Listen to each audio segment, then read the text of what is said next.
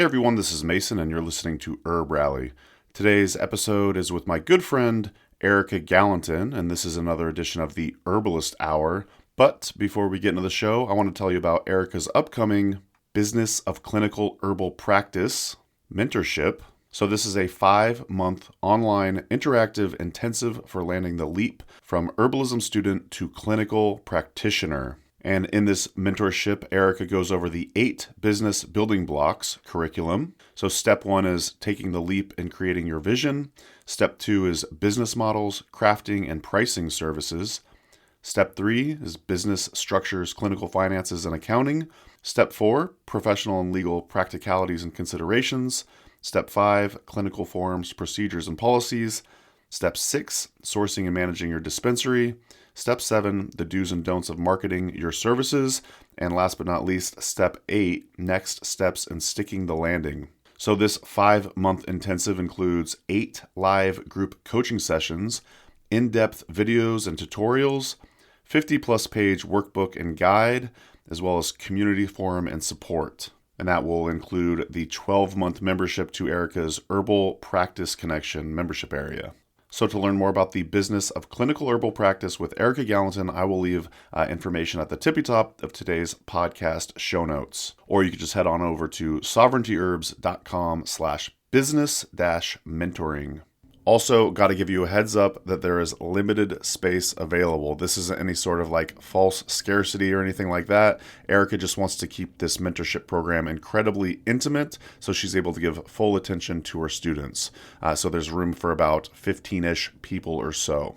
But just a little bit more about it, I wanted to read a couple of testimonials from a couple of different graduates. So this graduate said, "This course saved me years of research, provided me visibility to a group of peers navigating similar obstacles and questions, and a clear roadmap for getting more serious about serving my community." And another 2022 graduate said, "I am so grateful to have worked through the business of clinical herbal practice.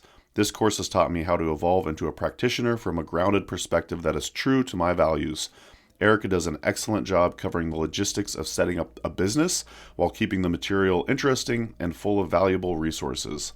I feel so much more confident about stepping into the role of clinical herbalist than I did when I started the course." So by the time you complete this online interactive course, you will have gained the clarity and confidence needed to land the leap into clinical herbal practice, and you will be part of a beautiful community of budding clinical herbalists navigating similar challenges and who cheer you on along the way. So one more time, head on over to sovereigntyherbs.com/business-mentoring, or just click on the link at the tippy top of today's podcast show notes. So yeah, and as I was mentioning, today's episode is actually with Erika Galentin. And we actually got to record this episode in person at the Great Lakes Herb Fair a couple months ago. So if you'd like to check out the video to this episode, you could always head on over to our YouTube channel. That's youtube.com/c/herbrally. Yeah, it's just always great to catch up with Erika, learn from her. She's so knowledgeable. As all of you know, she's been on the Herb Rally podcast many a time at this point. Also, before we get into the show, I'd love to thank our presenting sponsor, and that is, of course, Oshala Farm.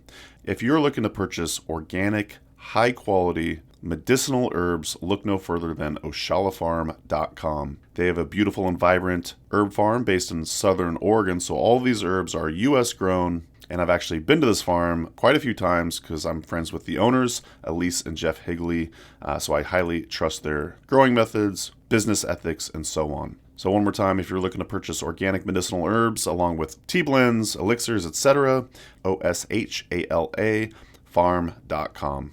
And a huge shout out and thank you to our Herb Rally Schoolhouse members for your support as well. That's going to do it for me today. Enjoy today's episode with Erika Galentin. Talk to you soon. Welcome to the Herbalist Hour. This is where community gather, merging the power of people and the flowers, the sweet and the bitter to the salty, the sour. Umami, it's time for the Herbalist Hour.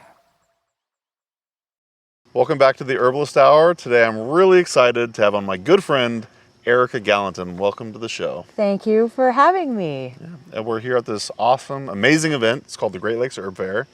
And I'm just curious, you just came from teaching a class, and I'm just kind of curious what you taught, how it was received, any Cliff's Notes you want to give us? Oh, it was super fun. I'm still kind of buzzing, actually.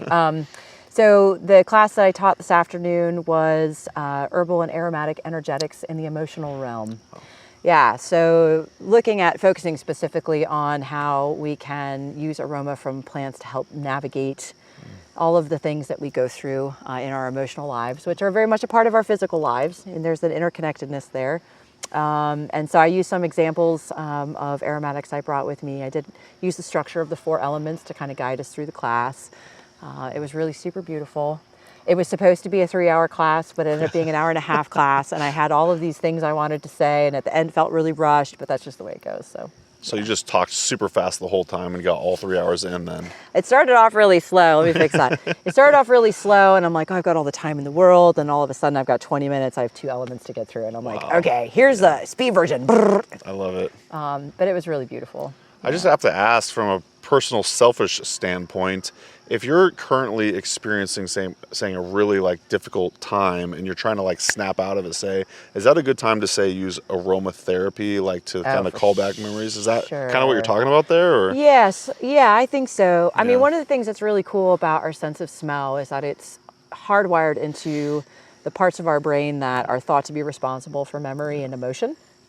And they do not, like our sensation of olfaction or our sense of smell doesn't get processed by the logical centers in our brain before it's having an impact on us. Okay. It's actually really directly hardwired. And so we can tap into this beautiful palette of aromatics we get from the plant kingdom to help us in almost having an immediate sort of resolution of something that we're going through or something that we're experiencing. I think that aroma can really carry us through some of those moments in a really super powerful, profound, easily accessible way. So, and it's not just essential oils. You could be pinching and smelling a plant in your garden, or really just spending time with an herbal tea and smelling the herbal tea. And but it's so quick and it's so fabulous how much it works. And of course, there's so many amazing plants out there that smell amazing. So you have a huge palette to choose from. It's almost like magic. You could call it magic. You could call it science. You could call it smagic. Smagic. What did Rosemary say? What was that word? Is beautiful and functional. Yeah. Butility. Butility. So now we got smagic. We got butility. We got smagic. That's right. Whoop whoop. Love it. All right. So that was 15 minutes ago. Thanks, by the way, for doing this interview right after a class. Yeah. No, it's a great time to catch me. I ended off on the air element, but I really got into the fire element. I was telling them all about fire. Wow. How fire is so important. Yeah. Everyone should be all about fire. And of course, I was just kidding because that's just me. Are you a fiery type person? No, not at all. Nope, not me. So that class was 15 minutes ago. I want to go a little bit in the past here, and you just came back from, I want to say, Scotland.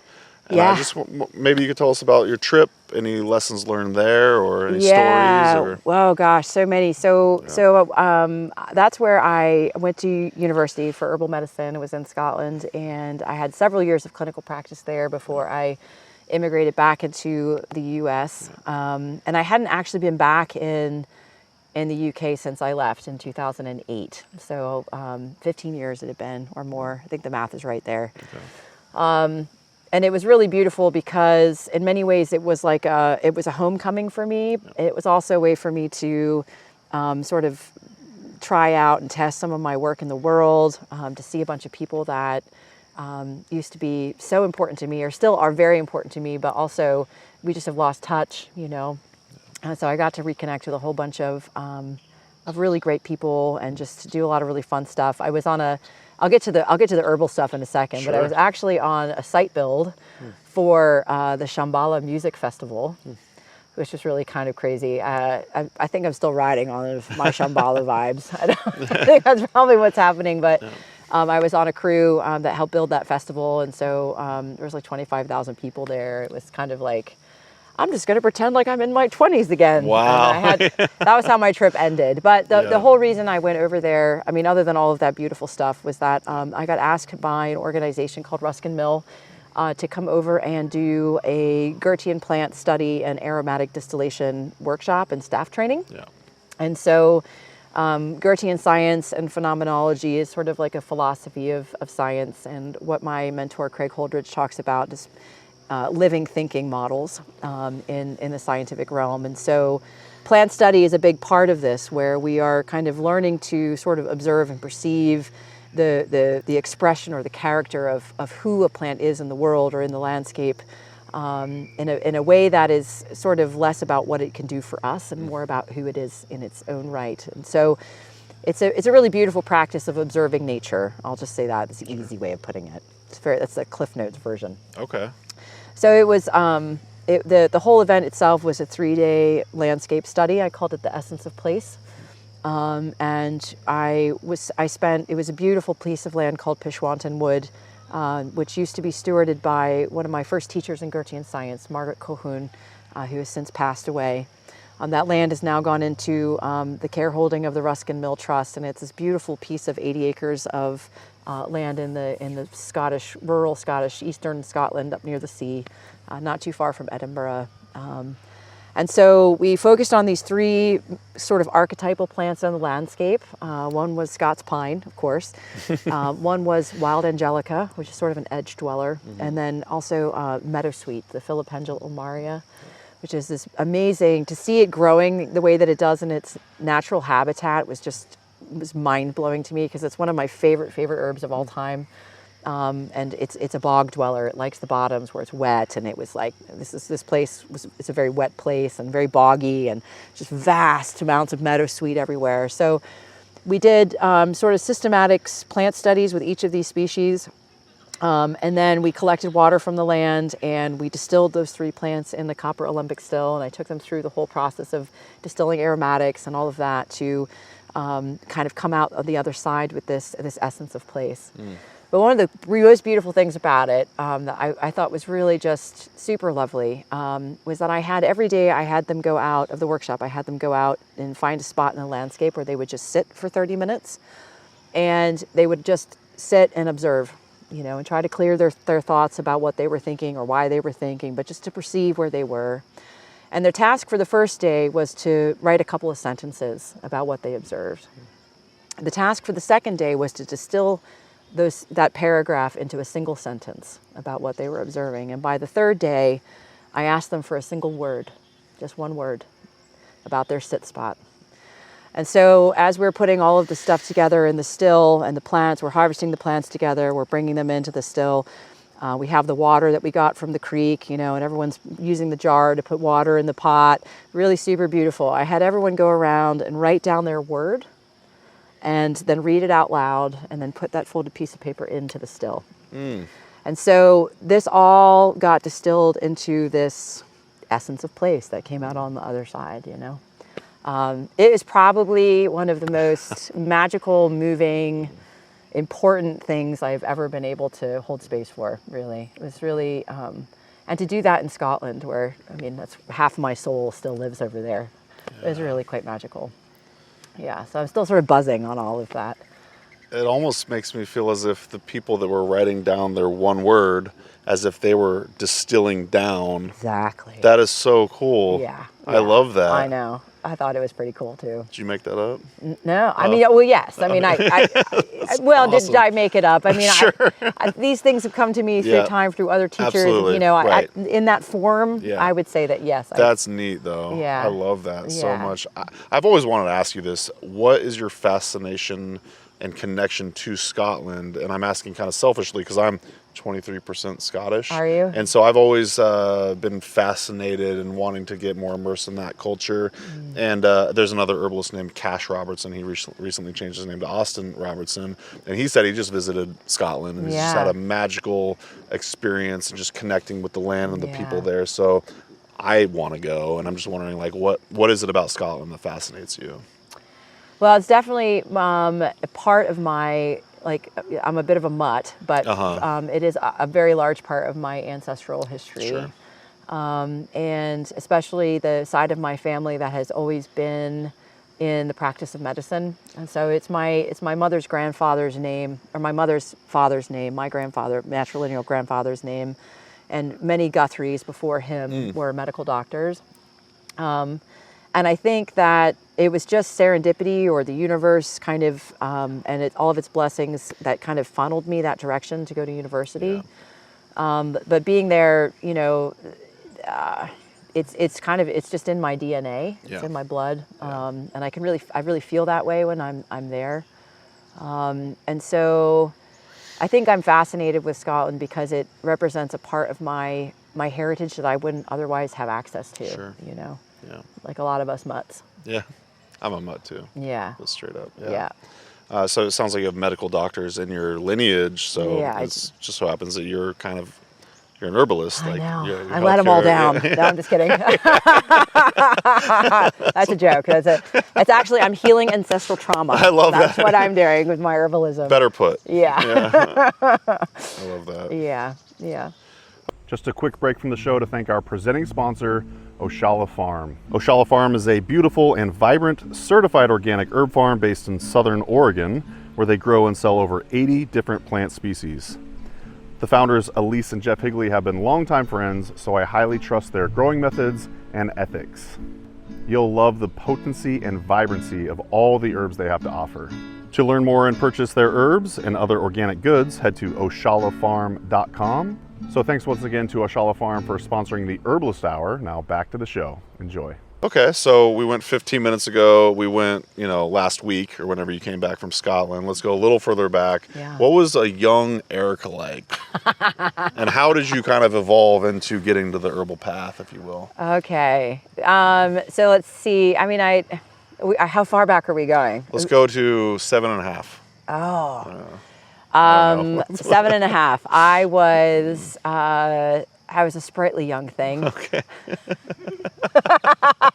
I still am. Yes. Let's see. I had a passion for odd haircuts. I still do. Still do. And Your hair's dope, by the way. I Thank love it. you. Yeah, I'm really channeling fire in my life Yes. right now. Like that's Yeah. just where I'm at. So I'm like, consume me, please. Let me set it on fire. I haven't sworn once, by the way. Fucking A, let's do it.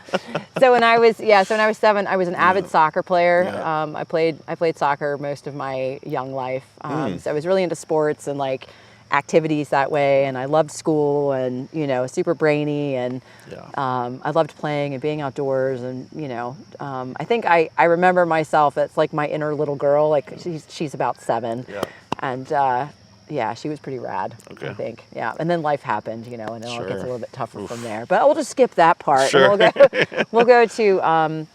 So I graduated from high school. I was in Philadelphia, and I needed to get the fuck out. Yeah. So my ticket was really great grades and lots of scholarships. So I decided to go to the University of Oregon in Eugene. Yeah, my hometown. Where I had what I called my barefoot revolution, which you can imagine if all places on the planet you're going to have one, it's going to be there. Yeah. And this is like late 90s. This is before Eugene got super swamped down with all of the, all of the developments. Yeah, true. So it was a much milder place back then, more simple place back then. And so, and that's, it was the first time I was introduced to herbs was there. There's community people that are rocking herbs and have been for, decades, and taking a couple classes here and there, and even took a class or two with Howie, although he doesn't remember. Okay. But, why would he? He sees so many taught a lot of people. He's let you know. So, and it was sort of, so I was doing an undergraduate degree with a focus in sort of linguistics and medical anthropology and Spanish. And I realized that as I was graduating from university, that if I was going to do anything with that, if I wanted to, I was going to have to stay in academia. And I was like, nope, that's a hard no. Yeah. But in the process, I had fallen in love with herbs. And I think like a lot of people, I really dove into it for my own healing work and my own healing journey. And I was finding solutions and tools that I didn't know existed to be able to manage my own health issues. And so it kind of was this unfolding that happened through my own work on myself and my relationship with my body. And then there's herbs, and from there it became very obvious. Like, okay, this is what I'm supposed to be doing. Yeah. Like, I'm not supposed to be an anthropologist. What the fuck was that about? Yeah. I'm grateful because I learned so much, especially the medical anthropology piece.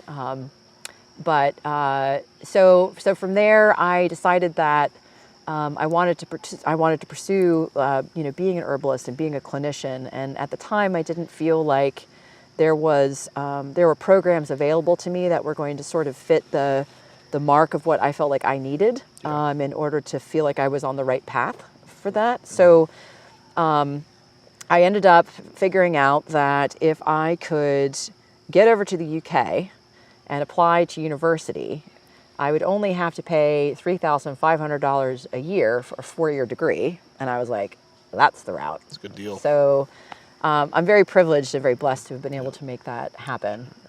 It took a lot of hustle to get there and to do that work. But so that was the Scottish School of Herbal Medicine. It was based out of Glasgow. And you just talked about Cash Robertson. He was out hanging out with Keith Robertson. Oh, wow. He was one of my teachers. Oh, no way. One of the founders of No the relation, Scottish School. though. No relation. Okay. Well, they're all the Robertsons. Sure. They're all part of the same the same clan. Yeah. They all wear the same tartan.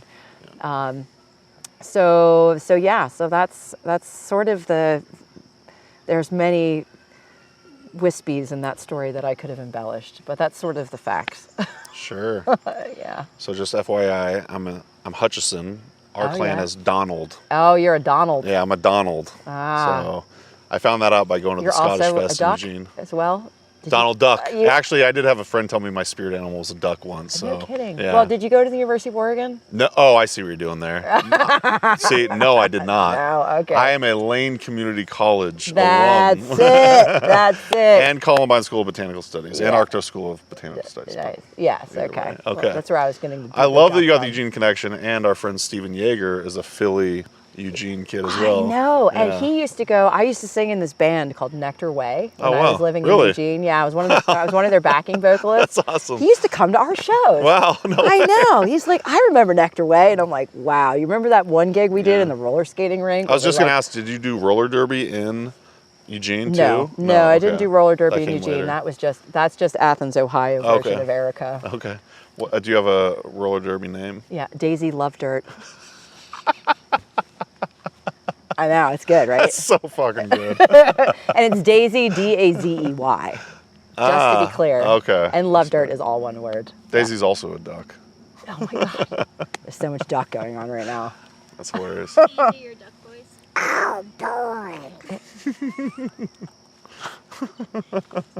Oh my goodness. You've been practicing. I have for 25 years. That's beautiful. Something like that. Okay. Yeah. Well, thanks for the history lesson. It's nice Yeah. to get to know you a little bit more. Yeah. Well, let's talk about some plants. That's what the people came for. Yeah. Do you want to tell us a little bit about maybe yarrow, since I see some growing on the field There's a over really there? beautiful yarrow right over there. Yeah. Okay, so this plant is amazing. It's so interesting. So when I left Scotland, it was a big, really huge decision to make, because I had a full-time clinical practice. I had a life. I had a place. I had living. I had friends. My whole life was there. And I was sitting on the back garden one day. It was actually on my birthday, which is in July. And it was really the first time I felt like the sun on my skin, and I was like actually kind of warm, and it was unusual because winters in Scotland they're pretty rough. It's dark. It's never really that warm, and I'm sitting there going like, I just need to leave. And I had this feeling like, okay, it's time to go. It's time to go back to the U.S. I'm going to have to completely reinvent myself and reinvent my life. This is a big challenge, and I might get lost along the way. And one of the things that I wanted to do, as I often do, is I wanted to sort of like leave a mark on the physical being of myself to remind me of my path and my journey and everything that I had been through and where I was supposed to be heading in life. And so I did a lot of research. And I was in the Glasgow library looking at this, I can't remember the name now because I'm tired, but it's a document where they published a bunch of the old prayers that the monks used to use in the monasteries of Scotland when they were working with plants. So the monasteries were also the hospitals. And there's this book that has all of these beautiful, it's all in Scots Gaelic, all these beautiful sort of prayers that were used in conjunction with the harvesting and making of medicines of these plants. And the one that I was called to was the yarrow. And so I can't pronounce it in Scots Gaelic, but I have a tattoo. I did it in my own handwriting. I was like, okay, I'm going to go get a tattoo. It's going to be of this prayer.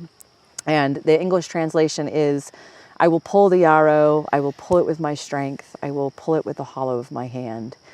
And to me, this is about this. Like this is the intention. It makes me want to do this. And in fact, I actually have a little pendant, a yarrow pendant on. Oh, awesome. Yeah. So it's like, for me, it's like this is my work in the world. I will pull it with my strength. I'll pull it with the hollow of my hand. And so the yarrow has always been a symbol for me of this path as an herbalist and all of the things that brings. So the yarrow is also, I have learned through a couple of my mentors from Aromanosis, Kathy Skipper and Florian Birkmayer. Awesome. Those are awesome folks right there. They talk a lot about the symbol of yarrow being sort of the wounded healer's archetype in the wounded healer's medicine, and the story of Achilles, and of course of Chiron, the wounded healer who, became a healer through processing his own wounds and learning to manage his own pain. He was able to then help facilitate the pain in others. And so yarrow has kind of become the symbol of the wounded healer, and I very much see myself on that journey of being, people talk about like, oh, what do you do? Oh, you're an herbalist. Oh, you're a healer. And I'm like, no, I don't use that word unless I'm talking about the work I'm doing on myself. I like that. Yeah. So, so I'm the wounded healer. My clients are the healers. They're and the yarrow is a sort of archetype for this process of being committed to my own journey of healing. And herbalism has become the conduit for that work this time around in this incarnation. And so it's become a very spiritual symbol for me. It's one of protection, but it's that reminder, like your work is your healing path. Yeah. And you can only help facilitate that work in other people if you're prepared to do that work on yourself. So that's yarrow. One thing I love about your work, Erika, thank you for sharing, is you have such a beautiful way of merging science and spirituality and just inner work and stuff like that. And I think you're the epitome of a great herbalist in that regard, because you don't swing too far one way or the other, but I feel like you're adept in both realms. You know what I mean? Yeah. And I love that about certain herbalists, and I think you mesh all the worlds so well together. So absolutely, yeah. So that's actually a perfect segue into a question I wanted to ask you. One of your recent episodes on the Herbal Sensorium podcast. Subscribe on your podcast player of choice. I'm way behind. I might get one out once a month. FYI. You juggle a lot. You wear many hats in sovereignty herbs. So so you talk about dandelion as a talisman, and I just kind of curious, why is dandelion a talisman for you? Oh, yeah. And maybe define for me what a talisman and the audience is. what a talisman is. Yeah. So a talisman is is an object of significance that takes on a meaning for the carrier, and that could be a spiritual meaning. It could be a memory. It could be magical. It could be anything. Right. So I carry the yarrow around. Around my neck as sort of like a talisman, right? Which is this kind of physical reminder of a belief or a will or a prayer or something that has become sacred that reminds you of a sacred process or a sacred place. In that episode of the Herbal Sensorium, I talked about dandelion as a talisman. Sort of now that we're talking about it, I don't even actually think I can remember. But I mean, I might get there if I talk it through. It's like, oh shit, what was I talking about in that episode? It was so important at the time. It was mind blowing. Okay. It was 4 months ago or something like that. Yeah, a lot has happened in the last 4 months. But I was kind of going through the root and the leaf and the flower sort of as these different sort of reflections of clinical practice and clinical work, and I don't exactly remember what the theme was of them going together, but it was really cool at the time. Okay, that's fair. Yeah, and it was. Sorry to bombard you with that. I know, it's totally okay. Now I'm going to be like, oh my gosh, I should remember what I'm talking about publicly, but yeah, no, it was a way for me to structure the podcast so I could talk about these 3 core elements of clinical practice in relationship to like the archetype of the dandelion. Yes. Yeah, this idea of the archetype of the dandelion. So that's kind of what I meant by that. Respect. Okay. That's all good. What was that about? I can't remember. only 4 months ago. I will say I could pull up the episode, not play it per se, but it was about 3 pillars of clinical herbal practice. I don't know. Yes. Safety, ethics, and accountability. Yeah. Okay, now I'm on board. Mason of the All rescue. right, the boat has sailed. I'm on it. Here we go. Nice work, buddy. Yeah. Thank you. Okay, so in my clinical work and in the clinical mentorship that I do, I'm very much about remembering our values and staying true to our values in our clinical work. And for me, I think that these values can be as diverse as there are herbalists out there. But I think that for the way that I practice as an herbalist and the way that I mentor my students to practice is having safety, ethics, and accountability at the center of everything that you do. And I feel that the reason why I say this is because for me, this is about elevating the reputation of the profession.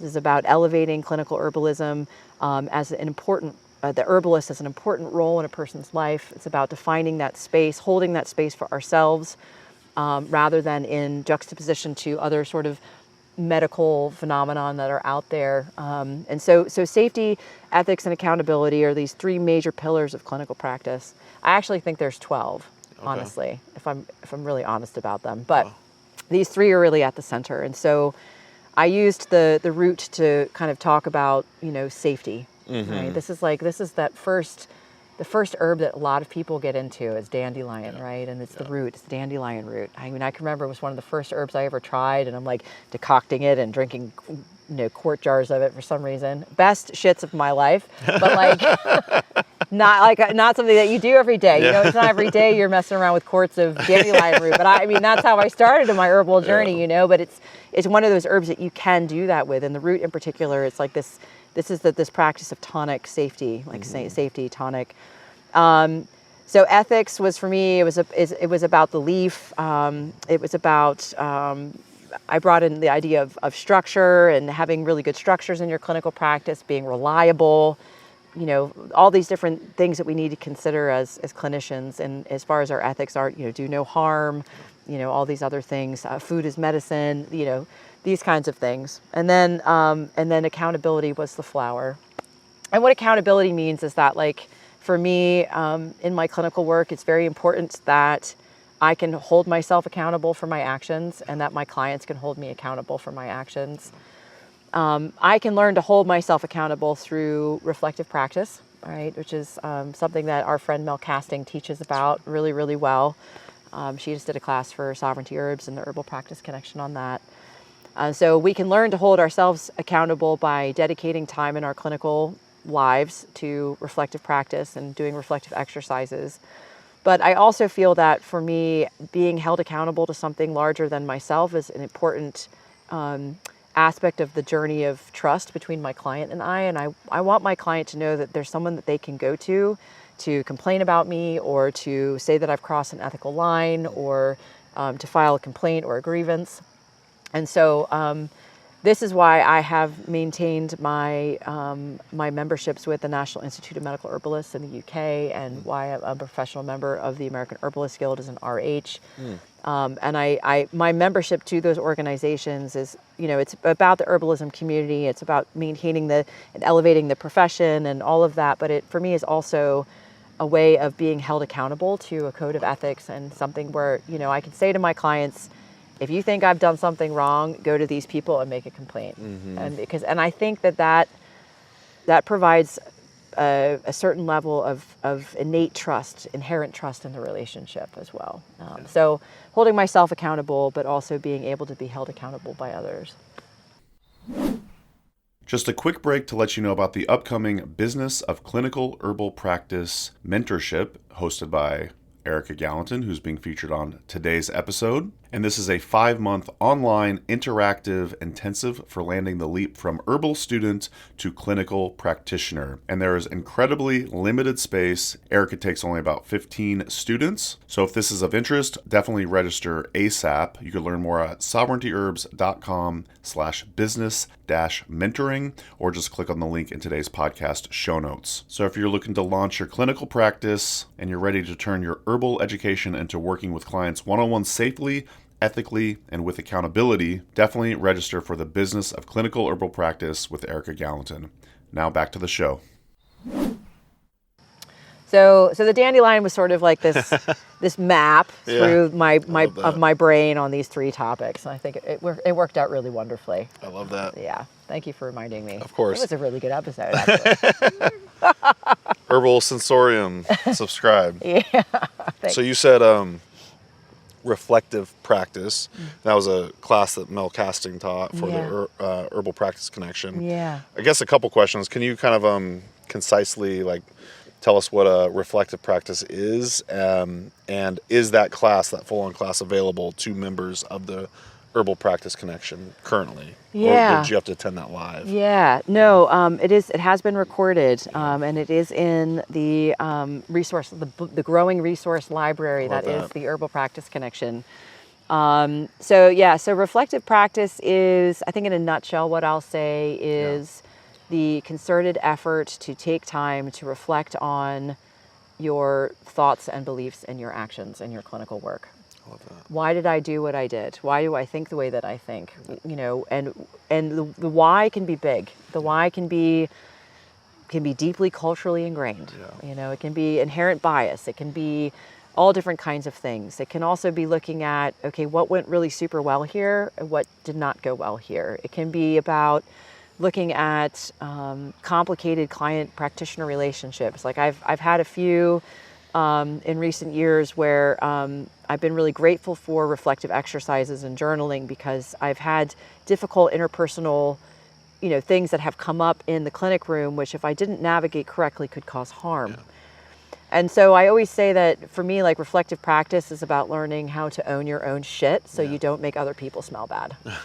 Right, so you don't smear that all over everybody else, because in our clinical position we have the capacity to cause a lot of harm, especially if we can't own our own shit. If we can't own our own psychology, what drives us, what makes us make our decisions, what dogma we have, we can easily start projecting all of this onto our clients, and in that way they can never do their own healing work, and we can also start to cause pretty significant harm. And so I think reflective practice is sort of a psychological sort of backing up, looking at the bigger picture of something that is going down or that went down, and really being able to evaluate where your choices and decisions and actions came from in yourself. And I think this is a really super important and healthy part of being a clinical practitioner. Yeah, and this is why I love Mel's class, because she dives really deep into this own your own shit stuff, and it's really super important. I don't think it's taught enough, honestly. I have a few comments. First of all, Herbal Practice Connection, you can find more about that at herbalpracticeconnection.com. That's connection right. with an X. That's connection with an X. X. We'll leave a link in the show notes, in the YouTube description and whatnot. But I guess another comment I have is why I love Mel. That's so cool that she's teaching this. How did you come about, how did this become her specialty, and why did you reach out to her specifically to teach this class? Well, I feel like that would be her story to tell. Sure, okay. I think that would be her story to tell. I know she's That's so neat, though. She's so passionate about, I see her as a dear friend, but I also see her as a colleague in the sense that her clinical mentorship, mentoring students, is a huge passion of hers, and I think that as part of being a responsible mentor and also a responsible clinician, we have to teach this, let's own your shit here. How much of this is you and how much of this is your client, and so I think, for me, it seems like a natural part of her work, because based on her passion of clinical mentorship and things like that. And so, because her and I are pals, and there's not a lot of us who are doing clinical mentorship in the way that we are. There's Mel, there's me, there's Camille Freeman, are really trying to sort of hold space for this really precious time where you've got a student that's graduated from a program who is looking to step into clinical practice and needs to have that modeled in some capacity. And so, Mel really works with students while they're still in school. I work with them right when they leave school, and then Camille is a couple of years into practice, you go to her. It's nice synopsis. Yeah, it's like a trifecta. And I didn't want to make it seem why Mel? I was more intrigued as in super proud of her that she's doing that work, and I've never really heard of that specific class, so I thought that was really neat that you chose her. So since we're since we're done can't. So since we're talking about it, Yeah. why don't you tell us more about the Herbal Practice Connection? Yeah, I really love this. I love it. I love it so much just because it's cool. It's a really cool thing, and it's like it just needed to be born into the world. I really love it. So the Herbal Practice Connection is a network off of social media, away from all of those spaces. It's its own sort of housed network. And it is for my like elevator speech is a space for seedling through seasoned practitioners of clinical herbalism seeking guidance and support to build and grow their clinical practice. And so it's a platform for my clinical mentorship, but also my business mentorship. And it's membership based, which is really great because people sometimes they can budget better that way. And so you get into the network, the Herbal Practice Connection with an X, because I think that's cool. And you can actually spell connection that way. It's an old actual way of spelling. Did not know that. Yeah, All I right. was like, oh, this is the word. So HPX for short. Yeah. So once you're in the network, you have access to 3 different spaces. The different spaces are sort of content oriented. So you have the consultation room. And that's all sorts of content that's related to the actual practice of clinical herbalism, working one-on-one with clients. It's where I do my case reviews, and we talk about all kinds of clinical conundrums there. We also have the office and marketing garden, which is really where we're looking at more at sort of business infrastructure, clinical systems, marketing, advertising, some of these like the pieces and parts about running a business and having a business function. So that's that space. And then the third space is the apothecary, which is where we talk about the plants themselves, but we also talk about managing your own dispensary and what that's like, or not managing, or how you get herbs to clients, or things like that. So there's these 3 major kind of like main rooms, and each of them have an events calendar. But generally speaking, for the Herbal Practice Connection members, once a week you're getting like a group event. I do a pep talk once a month, which is basically we just get around and have a round table about like a certain subject in clinical practice, usually themed for the month. I'll do a workshop, which is sort of like more of a training or a class. I also have these specialty trainings, which is really, really fun. So I've got teachers that come in from outside of Herbal Practice Connection to teach a class. So last month it was Mel casting and reflective practice. This month in September is Lindsay Feldposh. She's going to do herbal formulation. That's awesome. Stephen Yeager is going to come in November to do CGMPs for dispensing herbalists. And so Good choice. yeah, I've got some pals. I think Yeah. 7 Song's willing to come and do a class on the free Really? clinic model. 7 Song? Yeah. I know he sucks. So every month I offer a specialty training from another teacher, and then I also do case reviews. So every month has a theme, and this right now the theme for this month in September is all about transparency. It's one of the pillars of clinical practice, and so I'll bring a case that I bring a case to the table that sort of encompasses that theme and how that theme showed up in my clinical practice, and how like I learned about being a better clinical practitioner because of this was an issue of transparency. Yeah. And so I'm going to do a case review about that this month as well. And so it's just really super awesome. You basically get, and you show up, there's forums, you can interact with other members, you can message each other. There's lots of space for it to kind of grow and develop, but it's a really sweet space. And it's just starting out, but I think it's really cool. I think it's really cool. Well, you always do everything so beautifully, and I'm sure it's thanks. a nice user experience inside of there. And Yeah. definitely check it out. herbalpracticeconnection.com. With an X. With an X. Yeah. Don't forget the X. Yep. Just one X. All right. Cool. Well, thanks for sharing. I want to transition a little bit, and we're going to do something called Explain That Gram. And I stole this directly from a show called Hot Ones on YouTube. Explain that. Yeah, gram. basically, I'm Like going to a show you. gram of what? Yeah, Right? explain that. Gram of weed. And this is a picture from your Instagram, one of your Instagram accounts. Oh, at okay. sovereigntyherbs.com. At sovereigntyherbs.com. And you could just kind of tell the greater story behind it, because when I show you the picture, you actually chose. in the picture you say there is a story behind it. So we're just curious. I hope I remember, not like the podcast. All right. Oh, I love this image. Shares a really cool story, and it's a beautiful picture. Yeah, it's probably on the screen right now. Oh, yeah. So this photograph is a tintype photograph that was taken by a graduate student named Ashley Curie in Athens, Ohio. She's a brilliant photographer, and her passion is tintype, and especially when she's doing the processing in the field, she goes into this dark tent, and there's like alchemy going on, and then she comes out with this image, and it's all very profound. And she's super talented, and she's doing this project right now on. She's really focused on witches and sort of the archetype of the witch. And being in Appalachia, there's a lot of witchery that kind of comes out of it, oozes out of us and out of the landscape. And so she had asked me if she could take my photograph as part of this exhibition that she's doing, as part of her project. And I said, well, sure, this sounds really super fun.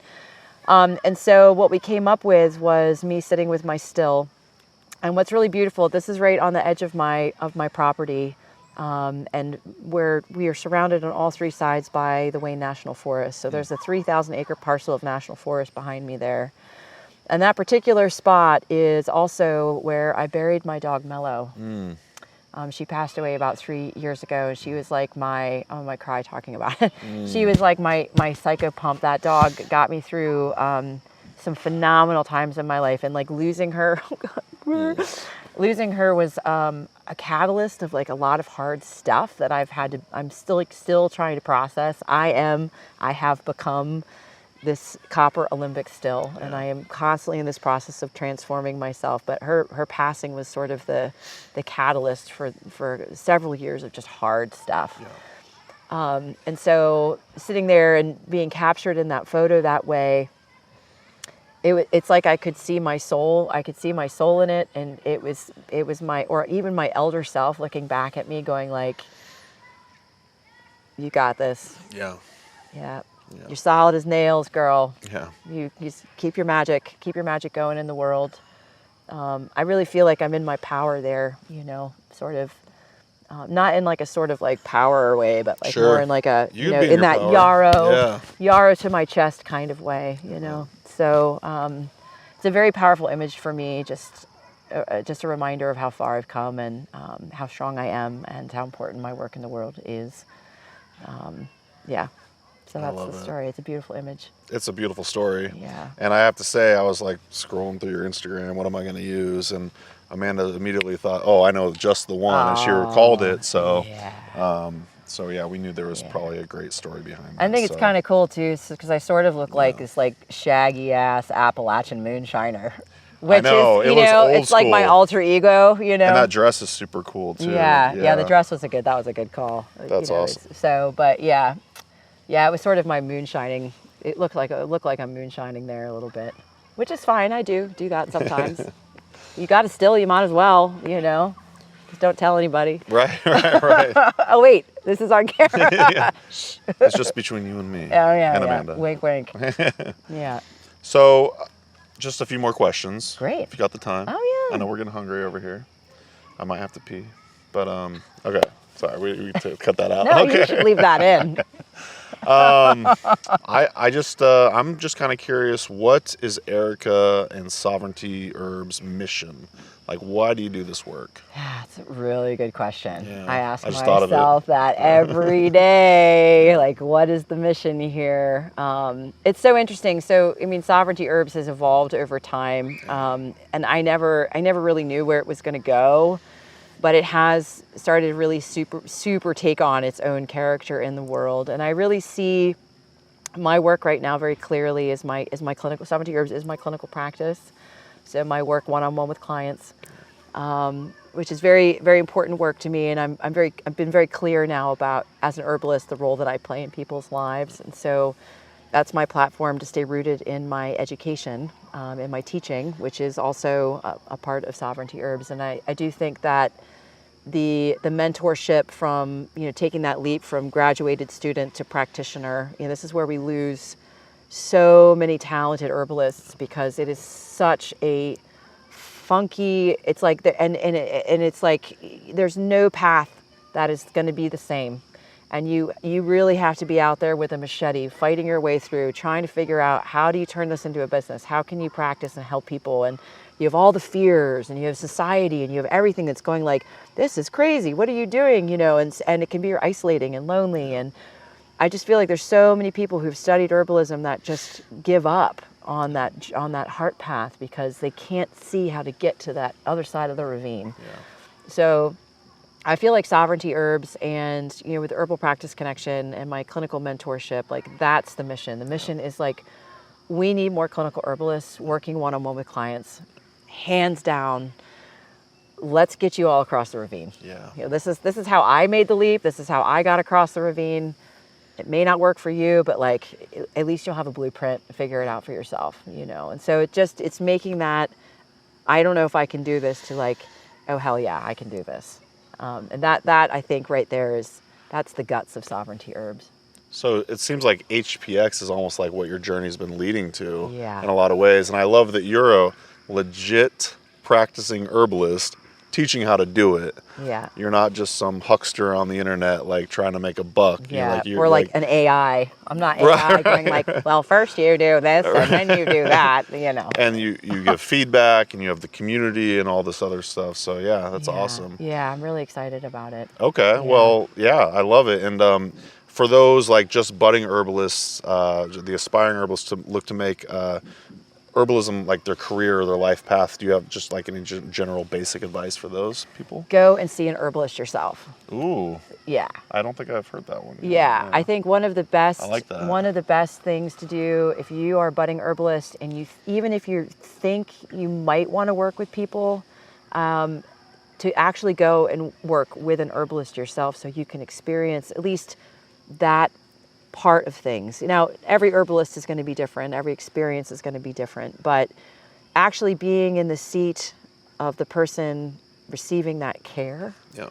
and also receiving that philosophy of health and wellness and working with the herbs, making the changes, doing the nutrition work, doing the, I got to make tea how many freaking times a day, like putting yourself in that seat, I think can provide you with a really super strong platform. It can also let you know like, hey, actually, you know what?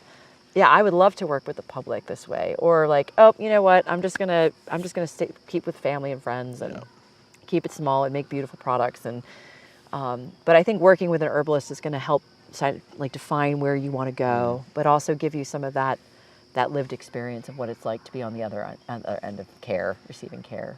So That borderline should almost seem like obvious advice, but again, I don't think I've heard that yet, Yeah. and I've asked the question a lot of times. So yeah. Oh, I love that's coming up brilliant. with new stuff. That's great. That's awesome. Well, why don't we wrap it up with what's next for you? What are you excited about? What's coming? Yeah, well, this year's been amazing with like just traveling and traveling and traveling and traveling and traveling and traveling. So I'm really glad that after the Great Lakes Herb Fair here, I'm going to be back in Southeast Ohio for a while until I'm on the move again. But we've got the Ohio Paw Paw Festival coming up next weekend, so I'm teaching a class there.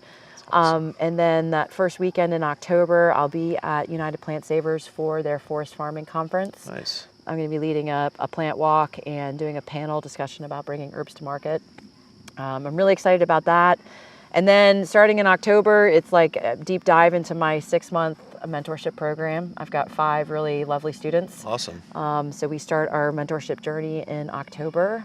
Is that separate from HPX then? Well, actually, it's a part of HPX now. Awesome. Yeah. Right. So as part of the clinical mentorship, you also get 12 months membership to HPX. It's kind of wrapped into the package. But they get to sit in on my clinic. I sit in on their clients. It's really sort of it's a very intense kind of one-to-one mentorship. And there's some group work that we do as well. But yeah. That's awesome. Yeah. Well, it's the mosquitoes. We keep saying Herbal Practice Connection, but you could also learn about Erika at sovereigntyherbs.com. Sovereigntyherbs.com. All the links will be below or the description wherever we're at. So, well, sweet. Thanks for joining me. I've been asking this lately. Do you have any closing thoughts? What you got for us? Closing thoughts. I would just want to say thank you to you, Mason, Yeah. and to you as well, Amanda, for the amazing work that you are doing keeping us all together. You really are community builders in a pretty epic way. And Thank you so much. I just don't know what this community, I don't know what herbalism would be like without Herb Rally. Oh, and I know that it's not been an easy road, and I'm sure it's like a wily teenager who's kind of like you're trying to kind of figure out who you're going to be in the world and how's it going to all work. And Well, Herb Rally's an 8-year-old so far. an 8-year-old, it's a great getting age. there. It's a great age. Thank you for the kind words. Yeah, We're so doing thank you. our I think best. those are my closing thoughts. I love that. Thank Yeah. you so much. Yeah, and I'll definitely take a beer later. Awesome. All right. Count on it. All right. Well, thanks for joining me, and thanks for you all for having me. listening. We'll see you in the next episode of the Herbalist Hour. Bye. Bye. And that's going to do it for today's episode. Thanks so much for listening to the Herb Rally podcast. If you'd like to hear more from us here at Herb Rally, we now have a text message community, believe it or not. Basically, it's just updates from us. We send about 1 to 7 texts per week, notifying you about new events, videos, courses, podcasts. You get the idea. It's pretty much like our email newsletter, just in text form. So if you'd like to receive text messages from Herb Rally, just text JOIN, that's JOIN, to the number 541-256-2895. Again, that's JOIN to number 541-256-2895. And to stop receiving texts, that's easy too. Just text STOP to the same number. It'll opt you out immediately. Okay, thanks again for listening. Have a great rest of your day.